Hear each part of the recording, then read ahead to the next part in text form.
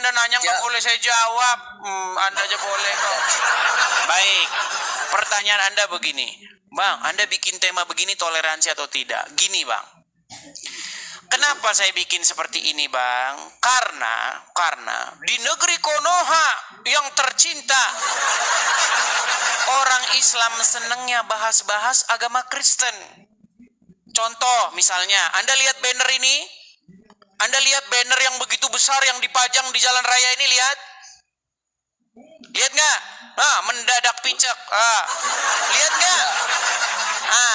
Ini yang bikin, sebentar, ini yang bikin umat apa? Yang bikin ini umat apa? Itu oknum, bukan semua. Iya, makanya saya juga abang termasuk. Dibilang oknum. Dengar. Nih, dengar. Dengar. Anda mengatakan bahwa Bible, dengar dulu, Bang. Anda mengatakan, benarkah Bible dipalsukan? Ini sebenarnya inti dari obrolan ini ingin membuktikan bahwa Bible, kitabnya orang Kristen itu sudah dipalsukan.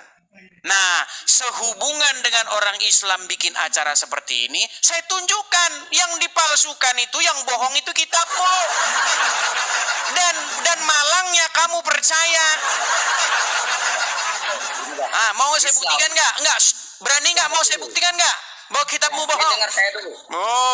Ketakutan kan? Gimana? Agama Islam.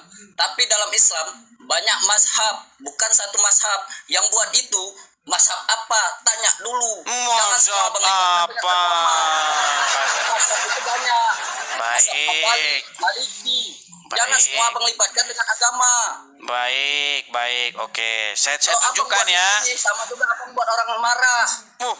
Kalau orang Islam bahas agama Kristen namanya dakwah. Kalau ada orang Kristen menjawab, marahlah orang Islam. Betul. Kalau orang Kristen bahas agama Islam, dakwah. Marilah kepada kebenaran. Betul. Islam, saudara-saudara, mereka ngamuk. Betul. Itu namanya Anda egois, Bang. Itu namanya Anda mau menang sendiri. Loh, gimana? Boleh buat tema, tapi dengan ini, Bang, jangan buat tema kayak gitu. Oke, jadi ini benarkah Bible dipalsukan? Ini kalau ini namanya dakwah, betul.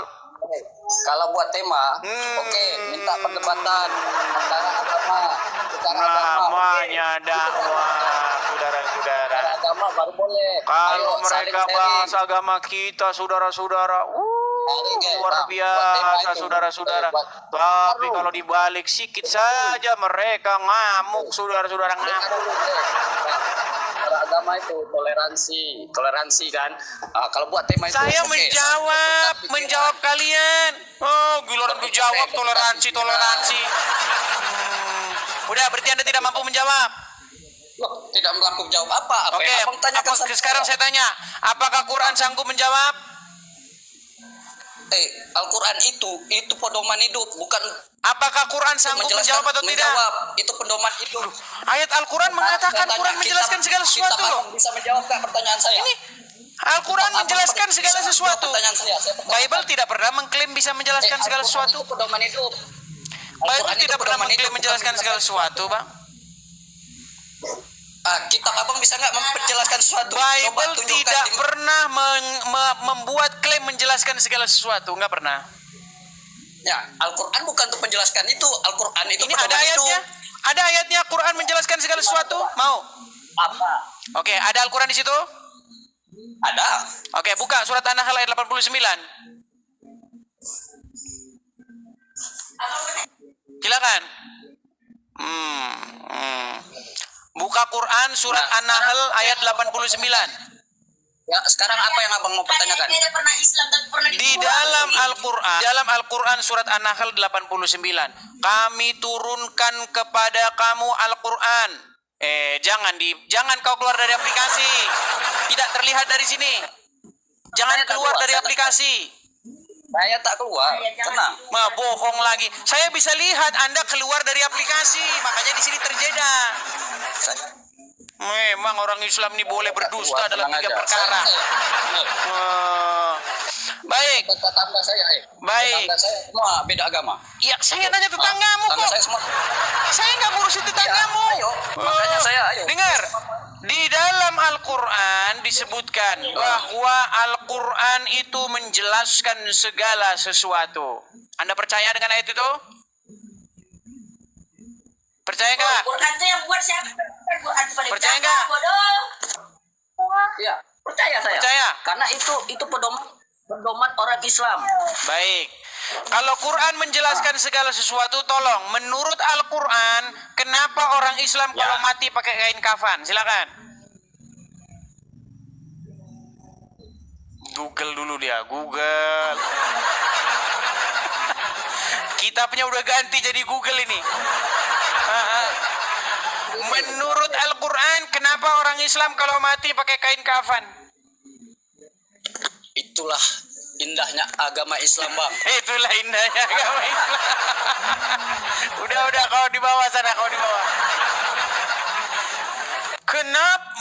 Al-Quran menjelaskan segala sesuatu. Ya, menurut Al-Quran, kenapa orang Islam kalau mati pakai kain kafan? Itulah indahnya agama Islam.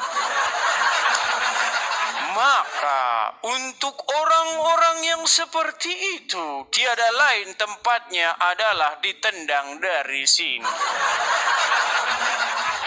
Dan mereka itu adalah orang-orang yang nekat yang nyata, namun mereka tiada mengetahuinya. Aduh. Ya, silakan. Oke, kita kasih naik ada Imam Bos Muda. Ini tadi udah ini Imam Bos Muda. Oke, kita kasih naik ada Zero Voice. Oke, Zero Voice. Oh, terpental ya. Oke ya, sambil menunggu dulu kita iklan dulu sinak. Teman-teman sekalian, gini teman-teman, sebenarnya betapa indahnya kalau kita itu saling menjalankan agama masing-masing. Yang Islam dengan Islamnya, yang Kristen dengan Kristennya. Alangkah indahnya seperti itu. Tapi teman-teman, yang terjadi nggak seperti itu. Yang terjadi orang Islam, saudara-saudara, di media sosial, di mana-mana ngomongin Kristen. Abdul Somad ngomongin Kristen. Bawa kitab sucinya orang Kristen untuk menubuatkan nabinya. Adi Hidayat sama aja bahas-bahas Kristen. Ya kan? Coba. Siapa lagi? Ari Untung juga sama. Roma Irama bahkan bikin lagu. Jangan kau tuhankan manusia. Ini kami jawab sekarang. Giliran kami jawab. Toleransi lah bang. Toleransi kita bang, toleransi. Terus yang itu kalian nggak ngomong. Itu yang ustadz-ustadzmu kalian nggak ngomong ke sana. Coba bilang sama Abdul Somad tuh bilang. Nekat yang nyata kalian ini. Nih, kalian saya kasih tunjuk ya bagaimana kerjaan orang Islam di negeri kita ini. Nih, saya bilang kerjaan orang Islam karena memang orang Islam semua. Nih, kok dibilang oknum? Bagaimana nih? Lihat ya, saya kasih tunjuk nih. Ini bagaimana orang Islam mengundang penceramah dunia, kelas dunia ini, diundang penceramah kelas dunia datang ke negeri kita ini. Nih, saya balik kamera saya ya. Sebagian dari kalian mungkin tidak tahu ini. Sebagian dari kalian tuh orang-orang awam yang mengira saya buat channel begini ini cari-cari masalah, cari-cari penyakit. Enggak, teman-teman, enggak. Saya buat channel seperti ini, itu memang ada alasannya. Nih, saya kasih contoh. Nih, lihat ya. Tur ceramah Zakir Naik Sabtu malam berlangsung di Bekasi, Jawa Barat. Ceramah yang berlangsung hingga dini hari ini diikuti oleh lebih dari 35.000 jemaah di Stadion Patriot Candrabaga. Penceramah asal India, Zakir Naik, Sabtu malam mengisi acara Visit Indonesia 2017. Acara yang digelar di Stadion Patriot Candrabaga ini dihadiri lebih dari 35.000 jemaah yang datang dari berbagai daerah. Kali ini Zakir Naik yang ditemani oleh putranya Farid menyampaikan ceramah dengan tema Similarity Between Islam and Christianity. Tema ini diharapkan Ya, lihat tuh. meningkatkan persatuan antar umat. Nah, tema ini dapat meningkatkan persatuan katanya. Lihat itu. Memang orang Islam ini jago memutarbalikan Quran. Tema ini diharapkan, yang dibahas sama Zakir Naik itu apa? Di dalam ceramahnya, saya tantang orang Kristen katanya. Untuk menunjukkan di dalam Injil Yesus mengaku Tuhan. Apakah itu? Yang kayak gitu kalian bilang toleransi, Bang? Ketika Jakar turun ya mengatakan bahwasanya Yesus tidak disalibkan menurut Injil itu sendiri. Itu yang di hadapan 40 ribuan orang muslim tadi yang dipakai Stadion Patriot di Bekasi itu. Giliran ditanggapin mewe. Nangis, Bang, jaga persatuan, Bang. Aduh, entah apa kalian ini. Saya itu hanya menanggapi teman-teman, ya, bahwasanya tidak mungkin loh, tidak mungkin Yesus menubuatkan seseorang nabi seperti Muhammad. Nih, akibat ikut Muhammad, orang ini minum kencing onta. Ini akibat ngikutin Muhammad ini. Masa kamu kait-kaitkan Yesus kami dengan Muhammad? Ada aja kamu itu. Giliran dijawab, kamunya nangis, mau lapor polisi.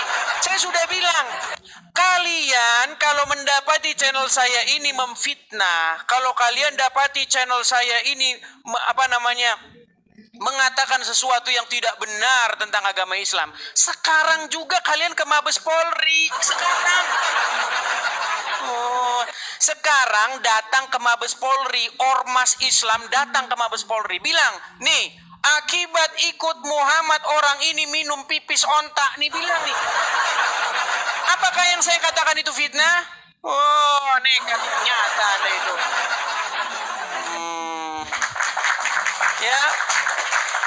Saya ini teman-teman menjawab. Jangan kotori kekristenan, ya. Jangan kalian kait-kaitkan agama dari Arab itu dengan iman kami. Ya. Tuh dibilang ini katanya foto saya sendiri katanya. Kok bisa-bisanya kamu bilang itu foto saya sendiri?